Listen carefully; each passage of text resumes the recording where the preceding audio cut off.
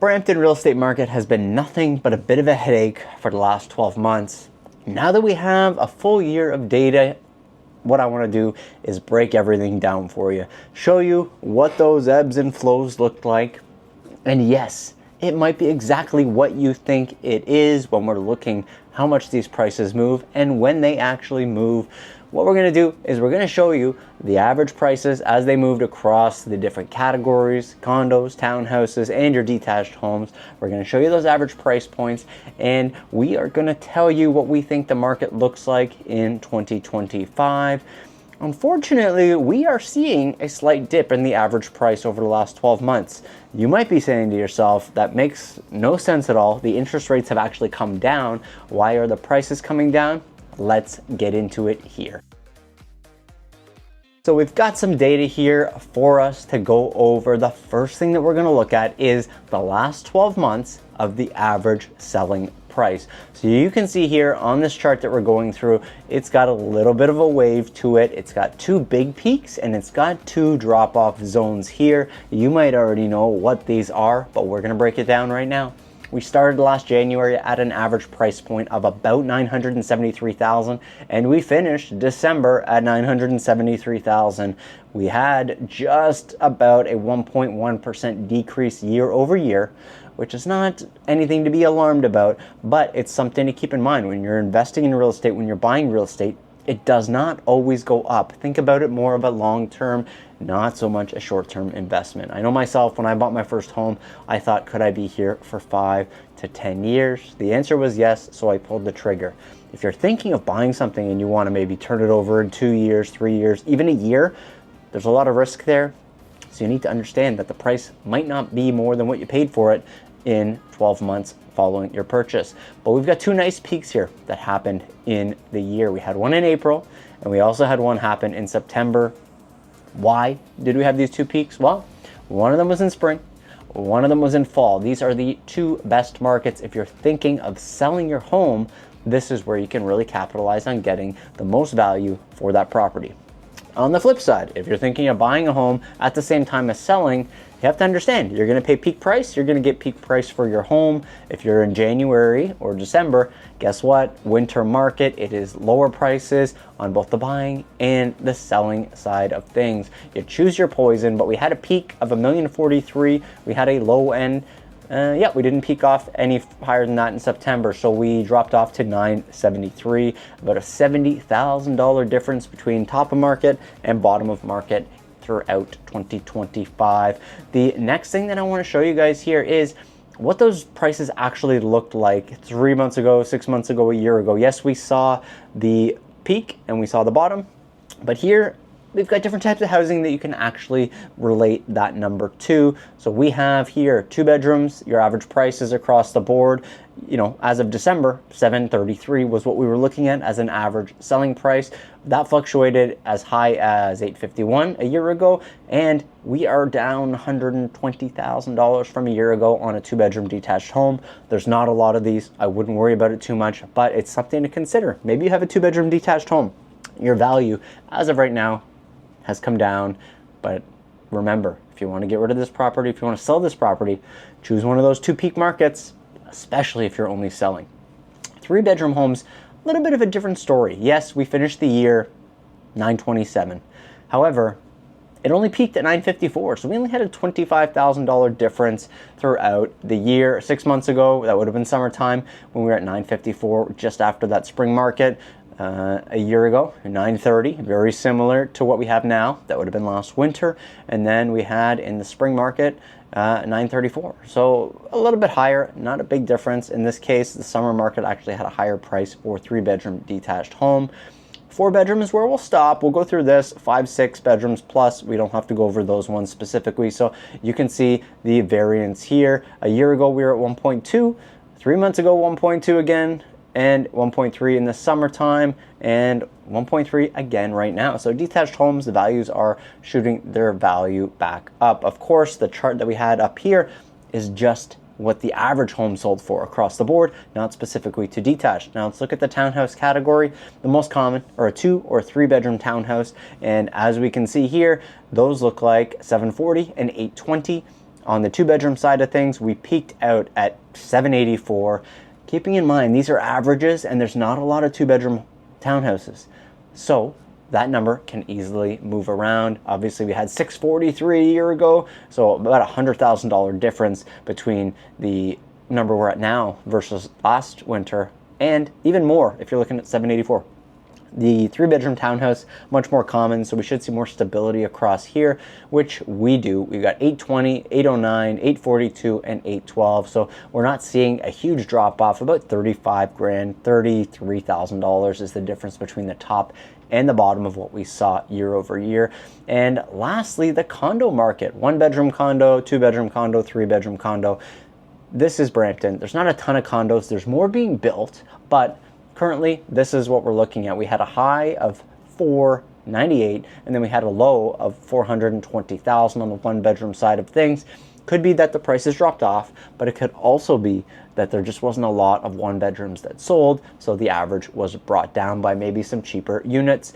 2-bedroom side of things, we're seeing them peak out at 609, and then we're seeing the low end at 525, and that was recently where the low end came through. Condo inventory has been the talk for the last 12 months or more. There's a lot of condo inventory. Brampton is no exception. There's still a lot of inventory in Brampton. So if you want to get rid or if you want to sell your condo, you have to understand what the current market conditions are. And in this case, you need to price it very reasonably.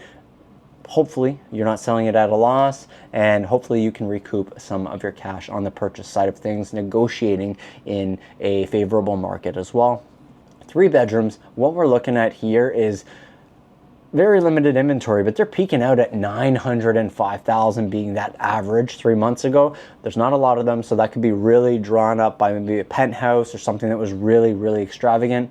On the low end here, 517,000, and that's actually even lower than what we saw on the 2-bedroom side of things. The thing to keep in mind is a lot of the 3-bedroom condos are actually in older buildings, and they might have high maintenance fees, they might have lower prices because those maintenance fees are north of $1,000 a month, but they will also have a ton of amenities that are offered in the building. You'll have everything included on your utility side, but you'll likely have pool, tennis courts, concierge, security gate, all of the bonuses that you're going to get.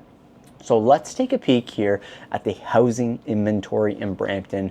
The new listings in the last 28 days, there were 651. Homes sold in the last 28 days, 311. So we have a surplus of 340 units, which, you know, we're just adding to the surplus month over month. On average, like you're seeing, you got 33 days on market here, and houses or condos, townhouses, they're all selling for roughly 99% of asking. And what you really need to understand when you're talking about percentage of asking, you're going to have some people that maybe have a $400,000 condo that they're pricing at $299. So that's going to sell for a massive percentage over asking. And then you have some people who have a $400,000 condo that listed at 500,000 and negotiate it down, and that sells for an extremely low percentage of asking. That's where we find this happy medium. So 99% could be skewed on one direction or the other. That's something that we don't know unless we look at every single sale to see, was it priced correctly? Was there a lot of price that needed to be negotiated here or not?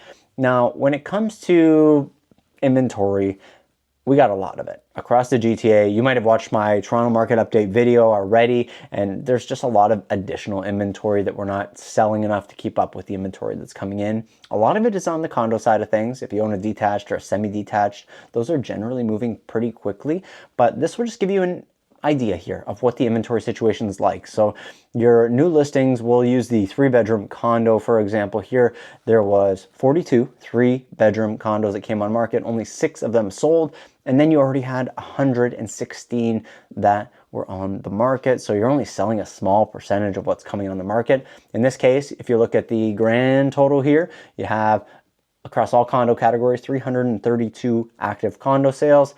And during this period of time, only 28 of them sold. Very, very small percentage of them actually are selling right now. Now, when we're going to look at the townhouse side of things, we'll look at just the big number here. Active 379 units, 128 sold. Once again, a lot of difference between what's available and what's actually selling, which is why the prices are not going up currently. The way prices go up is when inventory is just constantly being gobbled up. In this case, it's not going as quick as it's coming on the market, which makes sense given the economic situation that we're currently in, the interest rates being a little bit higher, and affordability just not being that easy for people to get into the real estate market.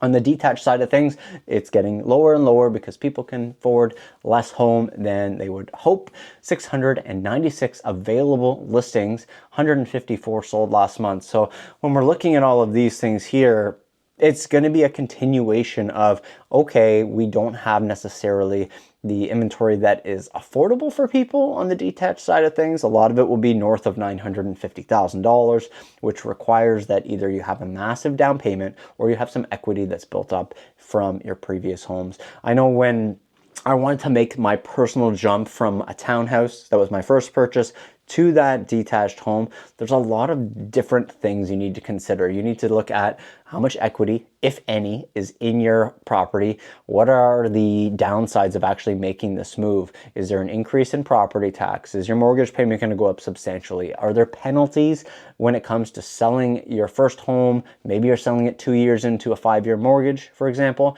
You need to really take all of this into consideration when you're making that move up.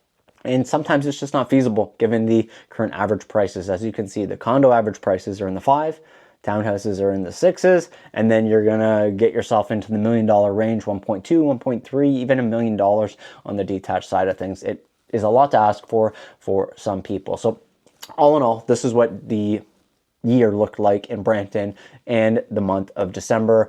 What do I think things look like going forward? Well, we do have some speculation that we might see some more rate decreases, which would be amazing in January, but we don't know for sure if that is going to happen.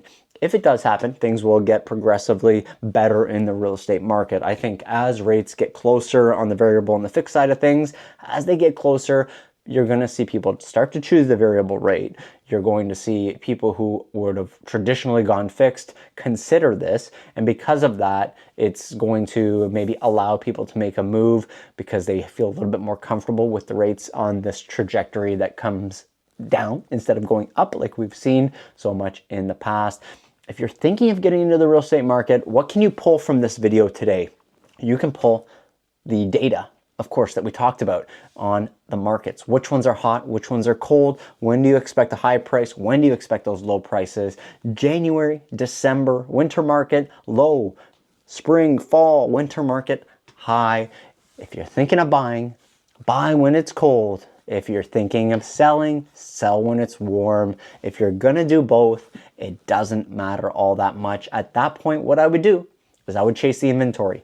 Chase the property that you truly want to move into instead of just trying to capitalize on a fantasy price for your home, because you're still going to have to pay a top price to buy something else as well. Think about when that home is on the market that you really want to move into in the future and make your jump from there.